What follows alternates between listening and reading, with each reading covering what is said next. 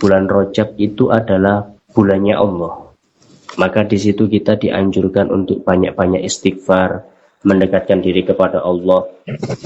Kemudian bulan Sya'ban, yakni bulan yang terletak setelah bulan Rajab, itu adalah syahri, kata Nabi Muhammad, bulannya Nabi Muhammad.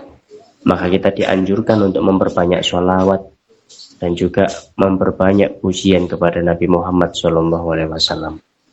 Dan yang terakhir, yang paling spesial, kata Nabi Muhammad, Ramadan itu adalah syahru ummati, yakni bulan dari umatnya Nabi Muhammad, bulan kita semuanya. Bulan yang mana di situ kita diberikan kesempatan yang sangat besar untuk meningkatkan pahala dan juga melebur segala bentuk dosa yang telah kita lakukan di masa lalu. Hadirin para jamaah kajian online yang insya Allah dirahmati oleh Allah Subhanahu wa Ta'ala.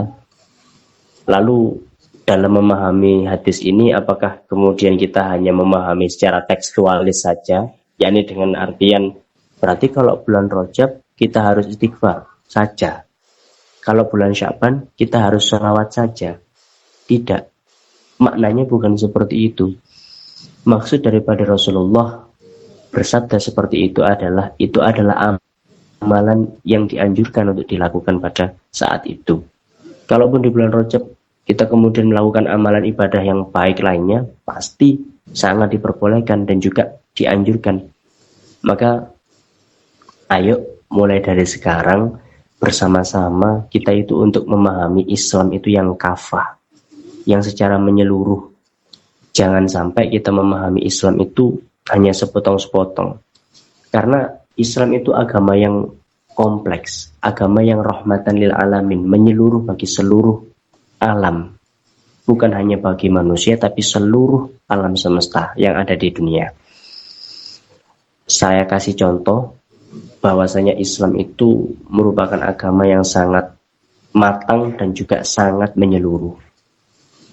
Ibaratnya kalau kata kiai saya dulu, bahwasanya ketika para orang-orang yang beragama di dunia ini itu masih sibuk untuk mendebatkan apakah Tuhan itu satu, apakah dua, apakah tiga, apakah lima, dan lain sebagainya, Islam itu sudah tidak sibuk itu.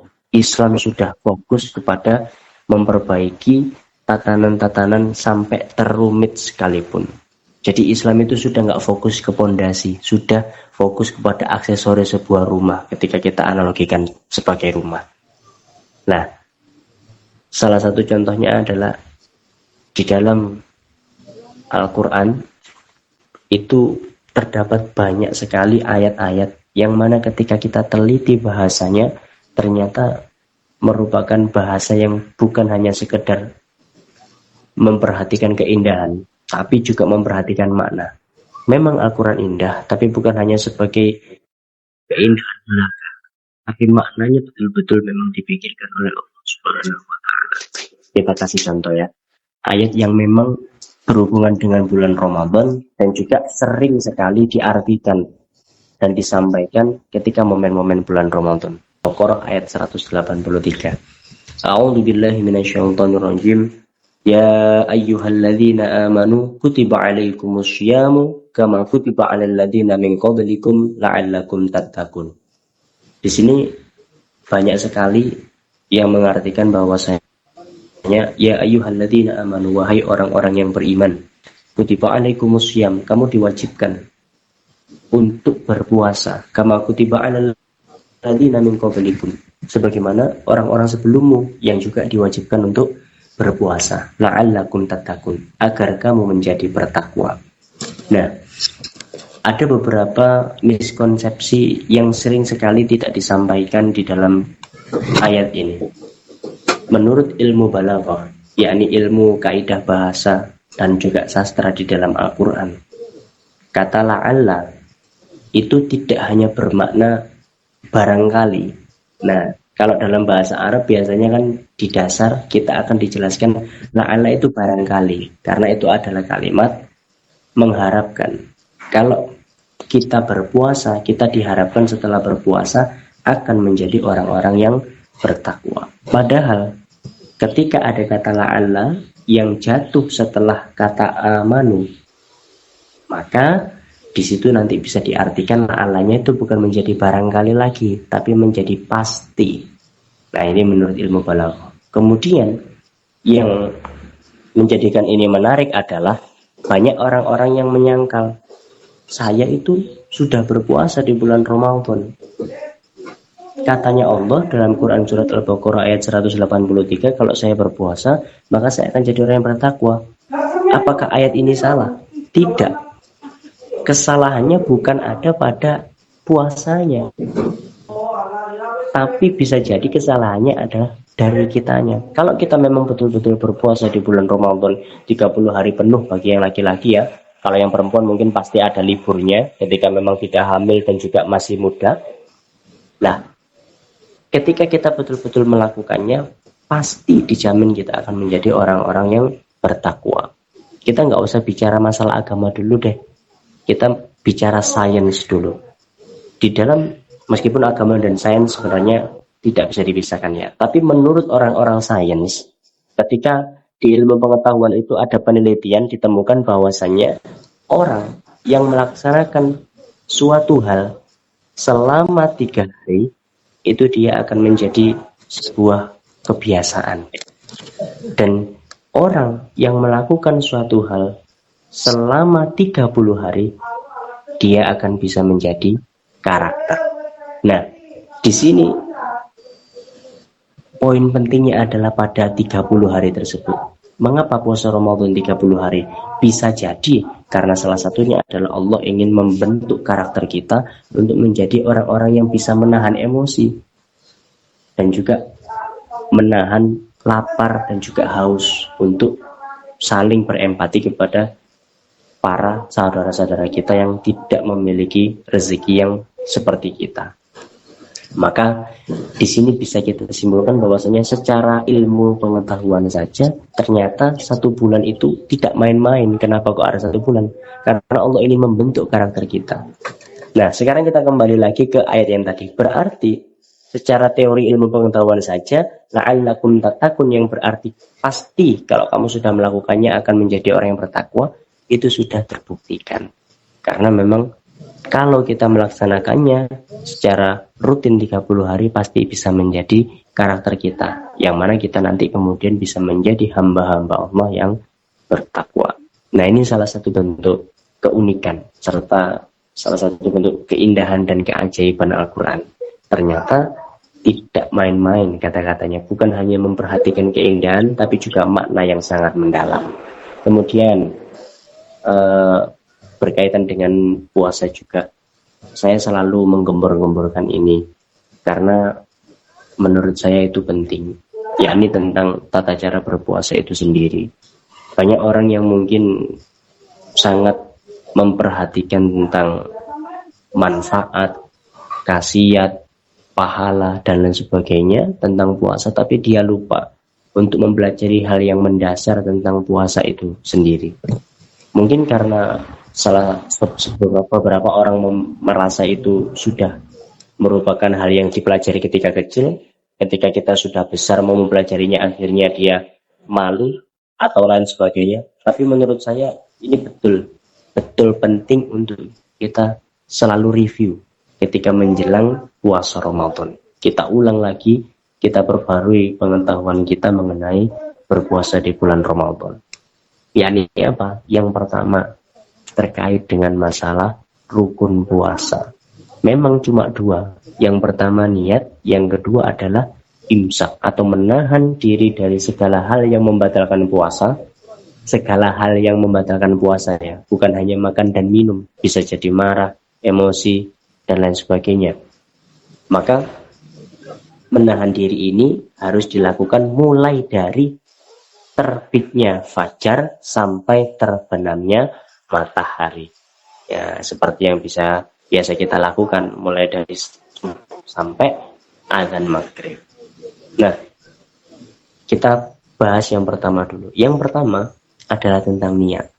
Niat yang saya maksud adalah seperti kebanyakan orang Islam yang ada di Indonesia, dan saya yakin juga teman-teman yang ada di sini pasti menganut madhab Syafi'i kan, karena memang kebanyakan orang Indonesia bermadhab Syafi'i. Di Imam Syafi'i itu berpendapat bahwasanya niat untuk puasa wajib atau puasa Ramadan itu wajib tabiyyitun niyah, wajib menginapkan niat. Kalau bahasa Jawanya itu menginapkan niat atau membuat niatnya itu harus diniatkan sebelum hari tersebut. Makanya kalau di dalam desa-desa biasanya setelah sholat tarawih pasti imamnya kemudian mengajak jamaahnya untuk niat puasa besok. Kenapa? Karena memang supaya tidak lupa. Kalau kita lupa kemarin harinya puasa itu kita tidak niat, maka puasa kita untuk keesokan harinya itu jadi tidak sah karena dianggap kita belum niat. Lalu kapan waktu niatnya itu? Maksud tabiyyitun niyah atau menginapkan niat itu adalah waktunya mulai dari terbenamnya matahari sampai terbitnya fajar besok. Jadi misalkan besok kita mau puasa, maka kita diberikan waktu untuk berniat itu mulai dari tadi maghrib sampai besok sebelum subuh. Kalau misalkan kita kok belum niat sampai subuh besok, maka kita tidak bisa dihitung puasa Ramadan pada waktu itu.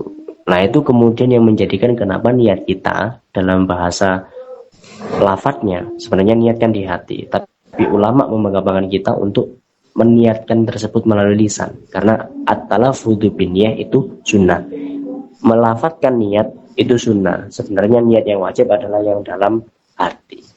Nah, kenapa kok kita nawaitu shauma ghadin an ada'i fardhi syahr ramadhani hadhihi sanati fardhillahi ta'ala? Itu karena di situ ada kata ghadin. Ghadin itu artinya besok. Ya, ini yang kemudian menjadi kenapa kok kita harus niatnya itu kemarinnya? Karena memang menurut Imam Syafi'i harus tabiyyitun niyah. Nah, ini penting ya. Ketika memang sudah ada kata tabiyyitun niyah tersebut, maka salah satu hal yang harus kita antisipasi adalah misalkan kita kemudian lupa nggak niat, kemudian ketiduran dan baru bangun ketika waktu subuh sudah datang. Nah ini kan kalau belum niat bahaya, kita jadi nggak bisa dihitung puasa bulan Ramadan pada hari itu. Maka gimana caranya agar kita bisa tetap dihitung puasa bulan Ramadan meskipun kita lupa niat? Kita coba ikuti tips dari Imam Maliki. Imam Maliki mengatakan boleh kita merapel niat kita mulai dari awal bulan Ramadan. Sebelum hari tersebut kita niatkan untuk berpuasa 1 bulan penuh. Bagaimana itu Ustaz niatnya? Niatnya adalah nawaitu shauma jami'i syahri Ramadan taqlidan li Imam Malik radhiyallahu ta'ala. Nawaitu, ya Allah saya niat shauma jami'i syahri Ramadan untuk berpuasa 1 bulan Ramadan penuh. Taqlidan li Imam Malik, mengikuti Imam Malik fardhillahi ta'ala, wajib karena Allah ta'ala. Insya Allah kalau kita memang sudah melafadzkan niat tersebut di awal bulan Ramadan, suatu saat kalau memang kita ada lupa-lupanya nggak niat di malam harinya, maka kita insya Allah masih terhitung untuk puasa Ramadan di hari itu. Penting ini ya, karena ini rukun. Rukun itu artinya tiang penyangga. Kalau nggak ada tiang penyangganya ya berarti nggak bisa jadi dong bangunannya. Sama seperti puasa, kalau nggak ada niatnya, lupa niatnya, ya kita nggak bisa dihitung puasa. Itu penting. Pertama niat. Yang kedua adalah imsak atau menahan diri dari segala hal yang membatalkan puasa. Mulai dari terbitnya fajar atau subuh sampai dengan terbenamnya matahari atau maghrib. Kemudian, Ustadz, kenapa itu kok ada jadwal di TV atau mungkin di HP imsak itu sebelum subuh, Ustaz? Lah, apakah memang kita sudah tidak boleh makan setelah ada jadwal imsak itu? Sebenarnya ini adalah bentuk kehati-hatian daripada Imam Syafi'i. Ini hanya ada di Imam Syafi'i kok. Kalau di Imam lain sebenarnya nggak ada. Dan Imam Syafi'i pun juga sudah mengatakan bahwasanya imsak itu sebenarnya bukan waktu kemudian kita tidak boleh makan. Misalkan kita kok bangunnya agak mepet-mepet subuh. Misalkan subuhnya jam 4, imsaknya itu jam 4 kurang 10. Nah, kemudian kita baru bangun jam 4 kurang 10 dan sudah dengar di masjid, di musola itu ada kata imsak. Imsak, apa kita nggak boleh makan? Kita tetap boleh makan. Lalu kenapa kok ketika kita masih kecil dulu diajari oleh orang tua kita kalau sudah imsak nggak boleh makan, itu untuk berhati-hati supaya nanti kita itu ada ngeremnya. Nah, imsak itu sebenarnya untuk ngerem. Kalau memang kita nggak ada rem tiba-tiba langsung berhenti kan susah. Mobil pun begitu, nggak bisa langsung berhenti. Pasti ada GLBB-nya. Gerak lurus berubah beraturan. Nah, kalau dalam fisika begitu. Maka imsak itu, untuk mengerem supaya nanti ketika fajarnya sudah betul-betul terbit, yakni kumandang adzan subuh, itu sudah kita tidak ada makanan yang ada di mulut kita. Bayangkan kita lagi ngunyah, belum halus, belum ditelan, tiba-tiba Allahu Akbar, Allahu Akbar. Nah kan bingung mau dikeluarkan apa ditelan. Maka untuk mengerem hal itu tidak terjadi adalah ada yang namanya imsak di madhabnya Imam Syafi'i. Maka kalau ada nanti yang masih ragu imsak itu boleh nggak sih Ustaz kita makan pas imsak? Boleh jawabannya ya. Itu. Kemudian hal-hal lain yang mungkin perlu kita perhatikan. Yang nomor 3 ketika berpuasa adalah harusnya kita siapkan niat untuk mencapai target yang kita inginkan. Mulai dari sekarang kita pikirkan puasa tahun ini harus betul-betul meningkat daripada puasa yang tahun kemarin. Kita diberikan kesempatan oleh Allah untuk bisa menghembuskan dan juga menghirup nafas sampai detik ini. Itu merupakan barokah, merupakan sebuah kesempatan emas. Karena memang kita masih dianggap orang yang beruntung untuk berjumpa dengan Ramadan di tahun 1447 Hijriah ini. Maka harus kita betul-betul manfaatkan. Kita plan, kita rencanakan betul-betul kira-kira apa target yang akan kita raih di Ramadan pada tahun ini. Contoh, gak usah yang muluk-muluk. Kita coba saja yang memang kita bisa raih. Ustadz, saya pengen bulan Ramadan tahun ini saya hatam 1 kali. Bagus. Berarti itu namanya odoj, one day one juz. Ustadz, saya nggak bisa kalau one day one juz. Itu kebanyakan. Ya sudah, dikurangi. Jangan odoj. Jadi odol. Apa itu odol? One day one lempir. Ya, 1 hari 1 lempir. Ustadz, saya itu masih belum lancar baca Al-Quran. Lama saya kalau baca Al-Qurannya. Sudah dikurangi. Jangan odol. Apa? Odoa, one day one ayah. Yang penting tetap harus ada ibadah-ibadah lain agar Ramadan kita bermanfaat. Nah itu tadi salah satunya membaca Al-Quran. Apalagi diselingi dengan belajar untuk memahami maknanya. Tidak hanya membaca atau mungkin menghafalkannya. Apapun itulah kegiatan yang berhubungan dengan Al-Quran, itu harus kita tingkatkan di bulan Ramadan. Kemudian selain itu, ayolah kita juga tingkatkan ibadah sunnah lainnya seperti sholat sunnah, baik itu qobliyah, ba'diyah, atau mungkin ketika malam ada sholat tarawih dan juga witir. Jamaah atau enggak terserah, boleh jamaah, boleh sendirian. Kalau di dalam sejarahnya katanya enggak ada itu sholat jamaah sunnah. Sebenarnya memang dianjurkan untuk sendiri, tapi untuk belajar, untuk meningkatkan semangat, untuk membangun ukhuwah, diperbolehkan juga untuk sholat sunnah berjamaah. Jadi semuanya benar lah, karena memang punya dalilnya. Yang tidak benar itu yang nggak melakukan. Itu kembali lagi ke situ. Maka supaya kita tidak saling iri, saling dengki, fokuslah kita kepada ibadah kita. Kemudian selain daripada sholat, ada juga sedekah dan lain sebagainya. Dan satu hal lagi, ada satu sunnah yang agak kontroversial, Ustaz. Apa itu sunnah yang kontroversial di puasa? Sering sekali saya dengarkan ada orang yang mengatakan bahwasannya naumu shaimin ibadatun. Bahkan ini sampai disangkut pautkan sebagai hadis Nabi. Memang betul itu hadis Nabi. Tapi untuk tingkat kesohihannya itu adalah do'if. Ini adalah hadis yang do'if.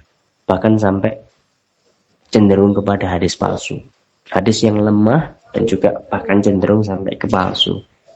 Yang artinya adalah tidurnya orang yang berpuasa itu berpahala. Nah ini memang agak kontroversial ya. Kemudian akhirnya banyak sekali orang yang malas dia berbentengkan dengan hadis tersebut. Nah, saya mau menjelaskan lagi. Yang pertama, terkait dengan status hadis ini memang dhaif dan juga sampai masuk ke palsu. Lalu gimana Ustaz? Apa kita nggak boleh untuk menggunakan hadis ini? Kalau memang hadis ini masih dhaif dan memang ada beberapa ulama yang mengatakan hal tersebut masih dhaif, bisa digunakan. Hadis dhaif itu bisa digunakan selama hadis dhaif tersebut bukan berkaitan dengan hukum. Contoh, misalkan halal haram, wajib sunnah, wajib haram, atau wajib tidak wajib, itu tidak boleh kalau hadis dhaif. Tapi kalau hanya sekedar untuk memotivasi kita agar semangat beribadah, itu maka diperbolehkan. Contoh, orang itu malas sekali dia berpuasa, dia takut nanti kalau berpuasa capek. Maka kemudian ketika tahu ada hadis naumu shaimin ibadatun, dia kemudian semangat untuk berpuasa. Nggak apa-apa deh saya berpuasa, toh kalau saya tidur pun dinilai ibadah. Nah, ini konteksnya penggunaan hadis dhaif tersebut. Tapi ketika nanti ada konteks yang berbanding terbalik dengan hal tersebut, contoh misalkan ada orang yang seharusnya dia punya kewajiban untuk bekerja, tapi karena dia malas untuk bekerja, dia kemudian memberikan alasan hadis ini sebagai bentuk perlindungan dia agar tidak disalahkan. Kamu kok tidur terus sih ketika puasa? Kemudian dia berdalil, naumu shaimin ibadatun. Nah, hal ini yang kurang tepat. Hal ini yang tidak bisa digunakan hadis tersebut. Loh, kok bisa begitu? Karena memang sejatinya hukum dari tidur itu mubah. Apa itu mubah? Boleh dilakukan, boleh tidak dilakukan. Dan menurut ilmu usul fikih, sesuatu yang mubah itu sebenarnya tidak benar-benar ada. Maksudnya gimana nggak benar-benar ada? Karena memang mubah itu nggak ada. Mubah itu hanya kondisi ketika masukkan konteks di dalamnya, maka dia akan berhukum. Contoh, tidur itu kan mubah. Tapi kalau tidur kita masuki konteks positif, maka kita akan membuat hukum tidur tersebut menjadi wajib. Contohnya begini, saya tidur untuk mendapatkan energi yang baru, dan energi yang tersebut akan saya gunakan untuk beribadah, saya gunakan untuk bekerja, saya gunakan menolong orang lain. Lah, ketika tidurnya tadi dimasuki konteks yang baik-baik tadi, maka tidur ini menjadi wajib. Tidak hanya kemudian mubah, menjadi wajib. Nah, begitu pula sebaliknya. Ketika kita tidur, tapi konteks yang kita masukkan adalah konteks-konteks negatif. Contohnya, saya tak tidur supaya saya nggak disuruh sama orang tua saya. Saya tak tidur supaya saya punya alasan nggak nggarap PR. Saya tak tidur supaya saya nanti bisa bermalas-malasan. Konteks-konteks negatif ini yang kemudian mengubah hukum mubahnya si tidur ini menjadi hukum haram. Karena tidurnya bisa dikatakan sebagai bentuk pelarian. Nah, kalau dimasuki konteks positif, tidurnya tadi dikatakan sebagai bentuk dukung. Nah, masuk akal ya. Saya kira itu semoga bisa memberikan manfaat bagi kita.